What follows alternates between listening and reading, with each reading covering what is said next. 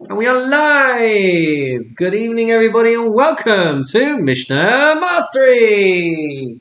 We have got our live virtual studio audience here on Zoom, and to all of you watching on YouTube, we are going to be doing Masechet Chullin, continuing Masechet Chullin, hopefully tonight going through chapters 3 and 4. So we're going to get that up for you on the screen, and we're going to dive right in. Are you ready, guys? Whee! Okie dokie. So here we go. Chapter 3, Perek Gimel. And the first half of this chapter is dealing primarily with what makes an animal treifa. What makes an animal treif? What does treif mean, ladies and gentlemen? We often associate the word treif with non-kosher. But is that what it really means? I don't know. A treifa is actually an internal blemish. And the internal blemish is going to kill this animal within a year. So it's got a limited lifespan because of this injury, because of this mark, because of this blemish. And there are 18 types of internal blemishes for animals and different criteria for birds. So let's start with Perek Gimel Mishnah Aleph. And if you are not that familiar with what different anatomical parts of different animals look like, then it's not the easiest read, but hopefully we'll understand, broadly speaking, what we're talking about. So, Mishnah Aleph, says the Mishnah, Elu Treifas Babahema, these are the indicators. These are the blemishes, the wounds, the injuries that indicate that this animal is treifa, which means that if you slaughter it, it is not kosher to eat, even if it is a kosher species. If you slaughter this animal with all of the right criteria for valid shechita, nonetheless, because it has this injury, this wound, this blemish, this mark, whatever it might be, it is not going to be kosher to eat. Says the Mishnah, nekuvas haveshet. Number 1, if the veshet is perforated, the veshet is the I always forget which one's the windpipe. Yes, it's the food pipe, the gullet. Oh, there you go. The gullet is perforated. Even the smallest hole. If there's air that's able to escape, it is going to be treifa. Number 2, ufsukas hagargeres. If there is a split, a widthways split through the windpipe, it is going to be treifa. Nikav krum shel moach, a perforation in the sac or the membrane of the brain. Nikach halev leves chalalo. If there is a perforation, number 4, perforation in the ventricle of the heart, it is going to, or the chamber, as it says on the screen there. Nishbura hashidra, the nifsak hachutshela. Number 5, if the spine is broken, the nifsak hachutshela, or the cord has been cut. So if there's a break in the spinal cord, a break in the spine, it is going to be treifa. Number 6, nitala kaved velo nishtaya heimenu klum. If the liver was removed and nothing is left of it, it is going to be treifa. Number 7, hare'a shenikva, there's a perforation in the lung, or shechasra, or part of the lung is missing, it is going to be treifa. Rabbi Shimon Omer, Rabbi Shimon says, Ad shetinaka lebeis hasimponos, that it is not going to be treif, it is not going to be a treifa unless it is perforated until the bronchi, the simponot. So that is a deeper penetration. Nikva hakeva, number 9, if there is a perforation in the keva. There are 4 parts to a cow's stomach. I didn't get a picture quickly enough onto my computer, but here you go. 4 parts. I don't know if you can see that. 4 parts to a... Where's the camera? It's not so clear. But anyway, 4 chambers, 4 parts to a cow's stomach. One of them is the keres, the rumen, not to be confused with our former caretaker. The bet hakosot, the reticulum. The masses, which is another one. And the kiva, or the is that how we pronounce it? Kiva. Where's the word gone? Lost it. Hakeva. The keva is the fourth part of the cow's stomach. So if there's a perforation to the fourth part of the cow's stomach, or nikva hamara, or the gallbladder is perforated. Is it translated there as the gallbladder? Yeah, it translates it there as the gallbladder. Or number 11, nikvu hadakin, or the intestines have been perforated or punctured. Hakeres hapnimis shenikva, or the keres, which is the first part, the first chamber of the cow's stomach, if that's been perforated. Or shenikra rov hachitzona, number 13. Or if the meat surrounding the stomach between the chest and the legs have been torn, that is also going to render the animal treifa. Rabbi Yehuda says, Hagadola, for a large animal like a cow, tefach, then it needs to be the size of a tefach to be considered perforated enough or torn enough to be rendering the animal treifa. For haktana, for a small animal, the shi'ur, the amount that you need, is beruba, if the majority of it is torn. Says the Mishnah, number 14, hemses, the second stomach, uveis hakosos, the third stomach, the third chamber of the stomach, shenikvu lachutz, which is perforated to the outside, that's going to make it treifa. Number 16, nafla min hagag, if the animal fell from the roof, nishtabru rov tzaloseha, if the majority of the ribs were fractured. Number 18, udrusas hazaev, or the animal had been clawed at by a wolf. That is going to make it a treifa. It's interesting. I don't remember the entire sugya. I just remember that the rationale for this being clawed by a wolf is because of an understanding that there is some kind of poison in the claws of a wolf that is going to mean that it will suffer a fatal wound, a fatal injury, if it gets clawed by a wolf. I don't know how the science really matches up to all of these things, or whether it's just that wolves were more prevalent back in the time of the Mishnah, or what the story would be with other animals. But that's number 18 anyway, vis-a-vis the Mishnah. Rabbi Yehuda says, Drusas za'ev b'daka.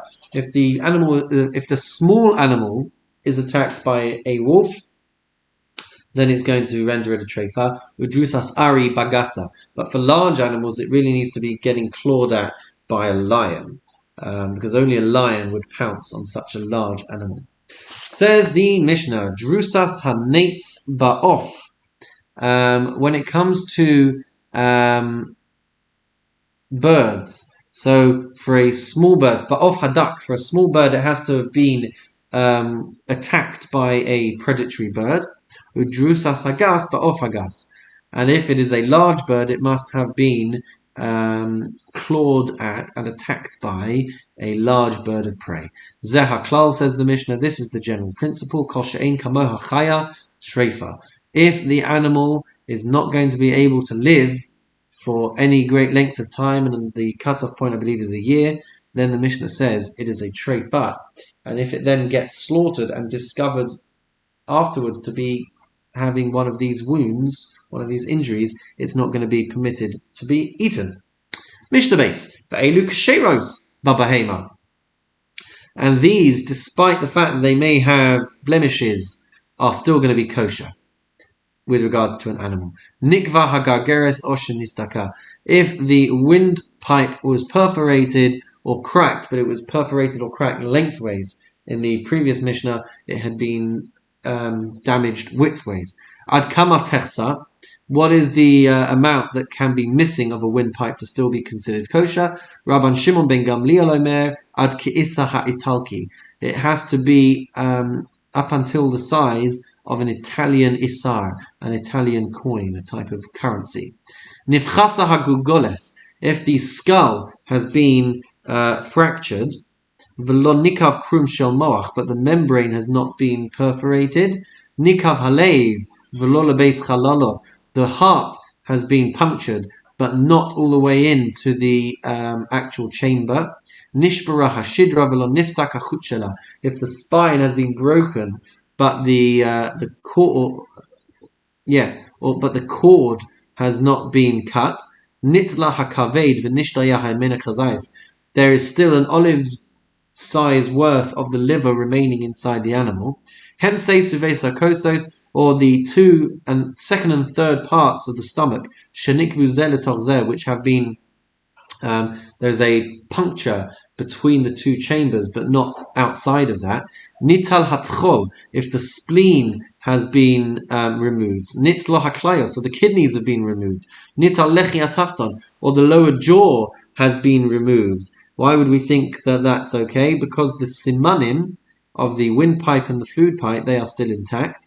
Nitla ha'eim shela, if the womb has been removed from a female animal, v'charusa bidei shamayim, or the lung has shriveled on its own account, or on account of the hand of heaven, in all of these instances, the animal is still going to be kosher. Hagluda, if the animal has lost its skin, if the hide has been removed, Rabbi Meir machshir, Rabbi Meir says that the animal is going to be kosher. V'chachamim poslim. The chachamim, however, and this would then seem to be a 19th example of a treifa injury, the chachamim would invalidate it. In order for it to be kosher and fit for consumption, the rabbis insist that there must be some skin left on the animal. But since there isn't in this instance, it would be treifa and forbidden to eat. Mishnah Gimel. With regards to birds, since there are fewer internal organs, there are fewer simanim. Ve'elu treifos ba'of. These are the indicators that the bird is treifa. Nekuvas haveshet. If the food pipe has been perforated, psukas hagargeres, or the windpipe has been cut across its its width. If it is cut across its length, then it is still going to be kasher. Hiksachulda al rosha makom she'osa osa treifa. If the bird has been hit by a weasel, by a chulda, it's been hit on its head in a place that would render it a treifa, because we would be concerned that the brain has been perforated. Nikav hakurkuvan. If I believe this is the pupik, the small intestines have been perforated. The gizzard, which I think is the pupik. But since animals don't have this kurkavan, that's why it wasn't in the list for animals. So if that is perforated, it's going to make it treifa. And nikvu hadakin, if the small intestines have been perforated, the bird is going to be treifa. Nafla la'or v'nechmeru v'nei me'eha. If it falls into the fire and its innards are singed. So since animals don't have the same kind of b'nei me'eha, that's why it wasn't counted. V'nechmeru v'nei me'eha. The bird has had its innards singed. How much do they have to be singed? Im yurukim, if they have turned green as a result of the fire, then it's going to be psulin. Im adumim, if they are still red, which I think is their natural color, then ksherim, then they are still going to be kosher. Durasa, if the bird gets trampled on. Utrafa bakosa, if it gets smashed against a wall. Or shuritzatata, you got to try not to be squeamish, guys. Or shuritzatata behema umefarkeses, or an animal has stepped on it, has crushed it, and it is still twitching. V'shahasa me'es le'es ushachata. So it's still spasming, it's still twitching. It's going to be treifa. But v'shahasa me'es le'es ushachata. But if you were to wait a day and it was still alive, then ushchata, if you slaughter it, the animal is going to be kosher. So even though, so that is Mishnah Gimel. So even though we say that the treifa means that it's not going to last 12 months, with regards to some of these punctures, it's not necessarily that the bird is going to die. And if it's just dying from pain, I believe it doesn't make it treifa. I think that's what we're getting at over here. That fundamentally it's dying from pain, not just from its wound. I think. I don't know. I'm not so great at animal anatomy. Mishnah Daled. Says the Mishnah, Va'elu kasheros bach. These are going to still make the bird kosher. Nikva hagargeres osha nisdaka. If the gargeres, which is the food pipe, right? Keep forgetting. The windpipe. Sorry, the windpipe has been perforated or cracked lengthwise. Hiksa chulda al rosha makom she'ena osa treifa, or a weasel has hit it on its head in a place where it won't be rendered a treifa. There's no concern that the membrane of the brain is going to be perforated. Nikav hazefek, or if the crop, which is under the lungs and the esophagus and stores undigested food. So if that has been perforated, then it's going to be kosher still. Rabbi Omer afilu nital. Rabbi says, even if it was totally removed, it would be still considered kosher. Yatsu b'nei me'eha v'lo nikvu. If the intestines somehow came out of the body of the bird, but they had not been punctured or perforated, nishtabru gapeha, or the wings had been broken, or nishtabru ragleha, or their lower knees had become broken, nimratu chnafeha, or their feathers had been plucked, the bird is still kosher. Rabbi Yehuda says, Im nitzla hanotza psula. Rabbi Yehuda says, if the small feathers around the body have been taken, Rabbi Yehuda says it will be invalid. So if they have come off the wings, then Rabbi Yehuda and Chachamim would all say that it's still kosher. According to Rabbi Yehuda, if the feathers off the body of the bird have been removed, then it is going to be treifa. It's going to be invalid. It's going to be unfit, not kosher, and that is similar in a way to the category for an animal where the skin had been taken off. That would be the equivalent for a bird having its feathers removed. Mishnah Hey. Things which don't make it treifa, but are going to make it forbidden to eat. Says the Mishnah, Achuzas hadam. If it is congested with excess blood, v'hamu ushenet, or it has inhaled smoke, it is suffering on account of smoke inhalation, v'hamutsunenes, or it has it's got a cold, v'she'achla hardufni, or it has eaten a poisonous plant, v'she'achla tsoas tarnagolim, or it's eaten the excrement of chickens, which is bad for them, or sheshasusa mayim haraim, or it has drank foul, dirty water. Says the Mishnah, kashera. Even though these things are dangerous for animals to do, it's going to still be kosher. However, achla sama maves, if it's eaten poison or ingested poison, or shikisha nachash, or it's been bitten by a snake, muteres mishum treifa. With regards to it being a treifa, it's still going to be permitted. It's not going to damage the internal organs. It's not rendered the animal a treifa, so theoretically it should still be permitted. However, v'asura mishum sakanas nefashos, it would be forbidden to eat these birds because of the danger to life. Oh, sorry, it's not just birds; it's animals as well. It would be forbidden to eat these on account of the danger to life.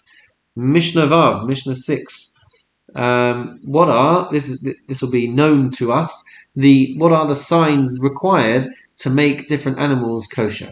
Says the Mishnah, Simane behema v'chaya nemru min haTorah. The simanim that we're looking for domesticated animals and wild animals are spoken about in the Torah. The simane ha'of lo nemaru. The simanim, the indicators of birds, are not mentioned in the Torah. The Torah mentions 24 species of birds, and we are told of some of them that are kosher for eating, kosher for korbanot, and we are told of the predatory ones which are forbidden. So the rabbis basically analyzed all of the different sources and all the different things that are said in the Torah about birds, and compiled the definitive, conclusive list as a result. So says the Mishnah, Aval amru chachamim, kol of hadores, any bird that is predatory, any bird that claws at its prey, tameh, is going to be forbidden. Kol sheyesh lo etzba yesera, if a bird has got an extra finger, an extra digit behind its feet. So if you can picture I think this is talking about the birds of prey. So they have that extra claw that goes behind their feet as well, which helps them grab onto things. So the kol sheyesh lo etzba yesera v'zefek, if it's got a zefek, which is the crop, the kurkavanon niklaf, and the gizzard can be peeled. So 1 second. So maybe I'm picturing these claws incorrectly, but all of these birds are kosher. They're going to be tahor. They're going to be fit for use. I don't have access to the picture quickly enough to be able to see what we're talking about when we talk about these different types of claws. How inconvenient. Yeah. Oh, right, yeah, okay. Chickens do have a digit behind. They kind of have these 3 bits coming forward, and then they have a 4th one behind. So, yeah, and it's slightly elevated from the rest of the claws. So it's got this etzba yesera, this extra claw. It's got this gizzard. It's got this crop. It's got these sacs. So they are going to be kosher. Rabbi Eliezer bar Rabbi Tzadok Omer. Rabbi Eliezer bar Rabbi Tzadok says, "Kol of hacholek es raglav," any bird that splits its fingers, that splits its claws when holding onto something. That's what I was referring to. So it's got 2 digits on one side and 2 on the other. That's how you know that bird is going to be non-kosher. And then you know it's going to be a predator. Mishnah Zion. Uvechagavim, when it comes to the kashrus of grasshoppers. So kosher grasshoppers stand on 4 legs.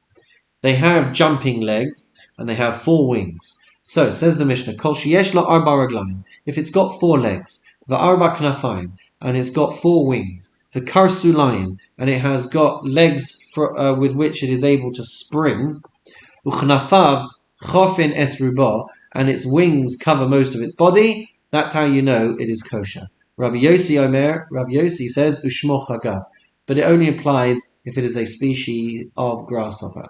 Uvadagim, with regards to fish, kol sheyesh lo snapir v'kaskeses, it has to have fins and it has to have scales. Rabbi Yehuda says, shnei kaskasin usnapir echad, it has to have 2 scales and 1 fin. Ve'eluhein kaskasin hakavuin bo, these are what we consider to be scales if it is fixed to the body of the fish. Usnapirin, and what do we call the fins? That is haporeach bahen, the things that allow it to swim and to go with the current of the water in which it resides. So 2 obscure terms there, snapir v'kaskeses, so the Mishnah even has to explain what they are. And as we know from the Torah tells us that anything that has got scales will also have fins as well, but not everything that has fins will inevitably have scales. So you know that if you find a fish with scales, it is definitely going to be kosher, right? I think I've got that the right way around, because if it has scales, it will definitely have fins. Mazel tov, everybody, on completing Mishnah Perek Gimel, chapter 3. Let's press on with chapter 4, Perek Dalet. So, this I'm going to struggle with. I'll try and get through all of it, but I do find this a little bit difficult, a little bit technical, but I'll do my very, very best. Biblically, if you find a fetus inside a kosher mother, whether it is living or whether it is dead, it is going to be permitted to eat that fetus, right? So you've slaughtered the mother and you found either a living fetus or a dead fetus inside. You're going to be allowed to eat that fetus, that child, living within the womb of the mother, it's going to be permitted to eat it without any further ritual slaughter. That's as long as no part of it has ever come out. Says the Mishnah, Behema hamaksha leiled. If you have an animal which is encountering difficulties while giving birth, v'hotzi ha'uba es yado v'hechezira, and the fetus has extended its arm out of the mother already, v'hechezira, and then brought it back inside. Then the Mishnah says, muta ba'achila. It is going to be permitted to consume the fetus after the mother has been slaughtered. Hotzi et rosho, but if it's put its head out of the mother's womb, afal pi shehechaziro, even if it then puts its head back inside, harezech yalud, it has a status of a born animal detached from the mother, and so if it is alive, you must slaughter it separately to the slaughtering of the mother, and if it is dead, then it is forbidden to eat. Choseich me'ubar shebei me'eha. What if before slaughtering an animal, you cut a bit of this fetus from inside the womb? Says the Mishnah, mutar ba'achilas. You're cutting it into pieces from within the womb. It's going to be permitted to eat it even though it wasn't slaughtered, once the mother has been slaughtered. Min ha'tchol umin ha'klayot. If you sever pieces of the spleen or of the kidneys of an animal and then you slaughter it, then, says the Mishnah, asur ba'achila. Even if those pieces are left inside the animal, it's going to be forbidden to consume them because of aver min hachai. We have a prohibition of eating limbs of a live animal. Zeh haklal, says the Mishnah. This is the general rule. Kol davar shehu gufa asur. Anything which is part of the animal's body that was severed prior to the slaughtering is going to be prohibited after the slaughter. She'ena gufa, but if it was not part of the body, i.e. it was part of the fetus inside the body, then mutar, then it is going to be permitted to eat after the slaughtering of the mother. I hope that was somewhat clear. Moving on to Mishnah Base, we're going to be talking about a bechor, a firstborn male animal, which is consecrated for the temple immediately upon birth. So says the Mishnah, Hamavakeres, if an animal is giving birth to its first child, Hamaksha leiled, and it's encountering difficulties with the birth, Mechatech ever umashlich laklavin. So then you are allowed to cut up the limbs, to cut up the fetus limb by limb in order to alleviate the difficulty for the mother. You're allowed to cut up the fetus limb by limb and then feed those limbs to the dog. And the reason for that is the animal was never born alive, and so it was never consecrated for the temple, and therefore you're allowed to give it to the dogs. Yatzar ruba, but if the majority of the animal had already come out, says the Mishnah, Harizei Yikaver, then it has to be buried. It can't be used for anything, can't have any benefit from it. It has the sanctity of a bechor, and v'niftara min a bachora, but it does not have, it is exempted from its firstborn status, and it's not going to impact any further offspring. Mishnah Gimel, if you find a dead fetus of a dead animal, then the fetus is going to have tumas mace. It is going to have ritual impurity. Says the Mishnah, Behema shemes ubra b'toch me'eha. If you have an animal which has a fetus which died inside the womb, v'hoshit haro'eh es yado v'nagabo, and the shepherd put his hand into the womb and touched the fetus, bein behema tamea bein behema tahara, whether the animal is kosher or non-kosher, says the Mishnah, tahor, the shepherd is going to remain pure. Rabbi Yossi Haglili Omer, Rabbi Yossi Haglili says, bat me'ah, if the animal is non-kosher, then tameh, then the farmer, the shepherd, is going to be tameh. Uva tahora, if it was a kosher animal, then he is going to be pure. Tahor. Ha'isha shemes valda, b'toch me'eha, upashta chaya es yada v'nagabo. What if you have a woman what if you have a woman who, God forbid, had a fetus that died inside her womb? Ha'isha shemet valada v'toch me'eha. A woman has essentially a miscarriage. Upashta chaya, and the midwife puts her hand into the womb, esyada, v'nagabo, and touches the fetus. Ha'chaya tmeya tumas shiva. Then the midwife is going to contract ritual impurity for a period of 7 days. Ha'chaya tmeya, I said that already. V'ha'isha tahora ad sheyetze havlad. But the woman, the mother, is going to remain pure until she finally releases the child from inside her womb, upon which time she will also become ritually impure. Mishnah Dalet. Please God, of course, we should never have these situations. This is a hard Mishnah. Behema hamaksha leiled. You've got an animal encountering difficulties at birth. This is a long one. Behema hamaksha leiled. The animal is encountering difficulties at birth. V'hotzi uba es yado, and the fetus, the animal on the inside, extends its arm, its foreleg. V'chasacha, and you cut it off. V'achar kach shachat es imo, and then afterwards you slaughter the mother. Says the Mishnah, habasar tahor, the flesh of the fetus. I think the remaining fetus inside is going to be ritually pure. I think the limb is going to be tamei because it's Ever min achai. You've cut it off a live animal. Shachat es imo v'achakach chatacha. If you shecht the mother and afterwards you cut off the limb, habasar maga nevela, the flesh of the mother and the fetus are going to be considered impure because they will have come into contact with a carcass. Divrei Rabbi Meir. This is the opinion of Rabbi Meir. So if you slaughter the mother and you cut off the leg is going to give off tumah. And the rest of the fetus is going to be also tamei because it touched the nevela. That's according to Rabbi Meir. According to the Chachamim, the Chachamim say that Rabbi Meir is making the wrong assumption.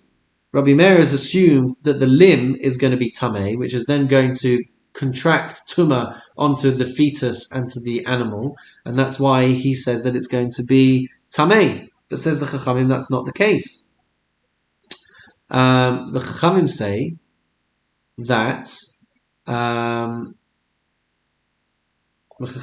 that if you cut the limb after shechita, the fetus has only touched a treifa shchuta. It was slaughtered correctly, but it had a siman treifa. It was not going to be fit. And so there is no tumat nevela, there is no ritual impurity as if it was a carcass, according to the Chachamim. So the Chachamim orim maga treifa shchuta, it has come into contact only with a slaughtered treifa animal, so it's not contracted tumah. But Rabbi Meir has a problem with this. Rabbi Meir says you can't compare, because here the limb is a foreign object. So ma matzinu bat treifa sheshchitasa metaharata. So what we find, let's just scroll down a bit. So what we find in the case of a treifa which had a valid slaughter, it would be pure. Af shchitas behema titaher es ha'eva. So too, the shchita of a behema titaher es ha'eva is going to still make sure that that limb is ritually pure. So anything that's left inside the womb is still going to be pure. Amar lehem Rabbi Meir. Rabbi Meir says, no, you can't compare them. Im tihara shechitas terefa osa davar shegufa. That when you've got the shechita of a treifa, it's rendered pure by the fact that you have slaughtered the part of the body which gets slaughtered, i.e. the throat. And so, to taher esa ever davar she'eino gufa. How can you then say that we are going to purify a limb which has not been cut in the appropriate place? Therefore, Rabbi Meir says it should be tamei. Asks the Mishnah, Minayin l'treifa sheshechitasa metaharata. How? From where do we know that a treifa animal which has been shechted properly, which is tahor, that the behema tamea asur ba'achila, that the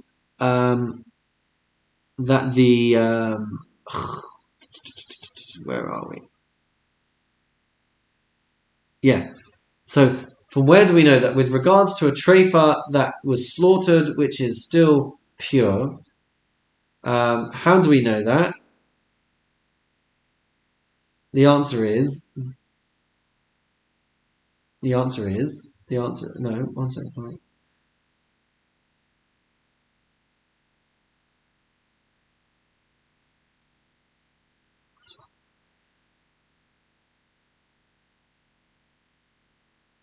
A non-kosher animal was prohibited for consumption, so too a treifa is.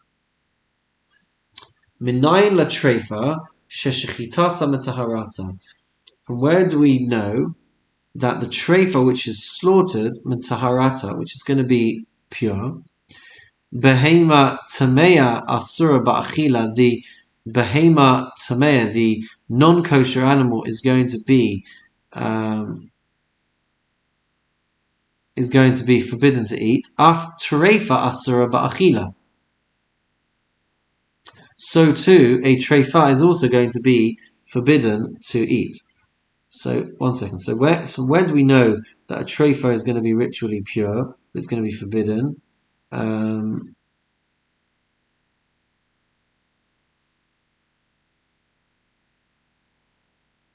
So from where do we know that? I think what it's saying is as follows.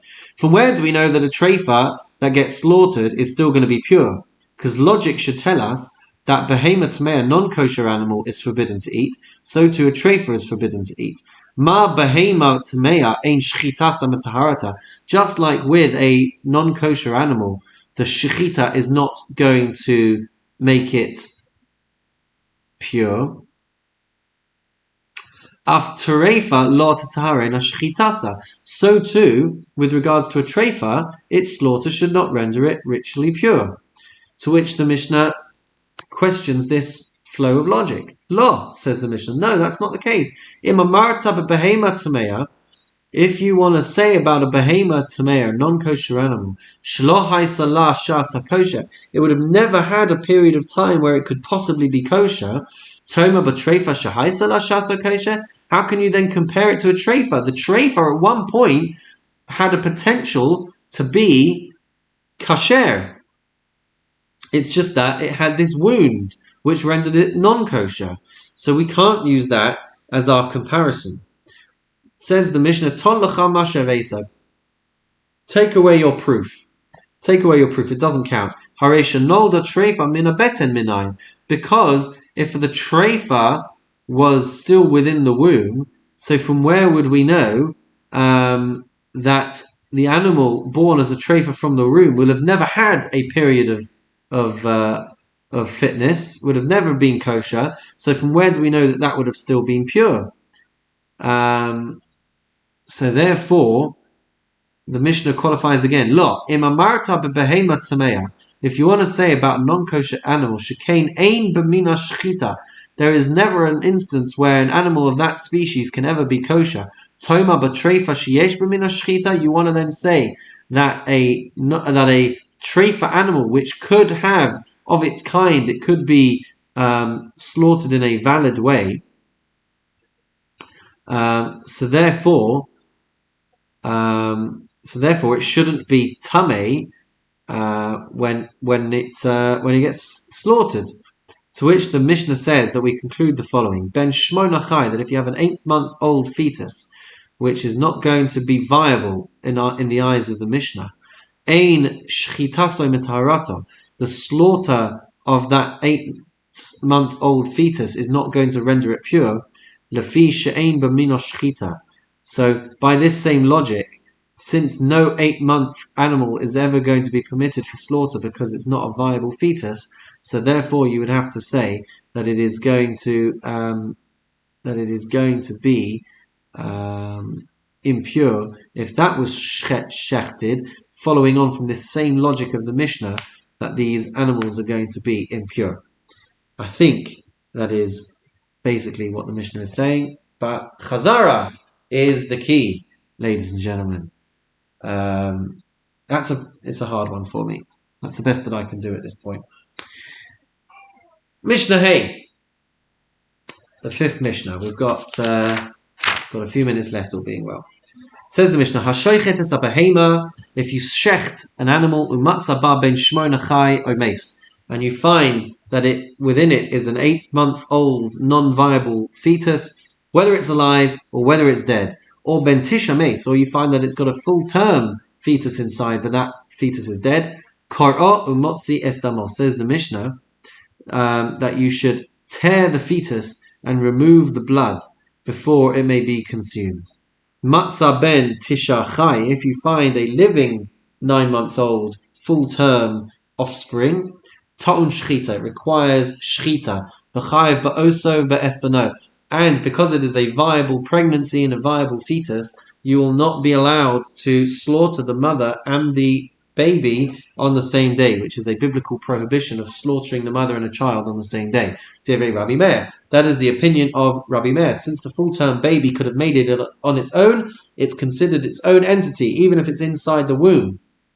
And so it can't be slaughtered on the same day. The Chachamim say, Shchitas imo metarato, that the shechita of the mother renders the fetus permitted for consumption. It needs to have been born to be considered a separate entity. Rabbi Shimon Shazuri says, Omer, afilu ben shmona shanim, even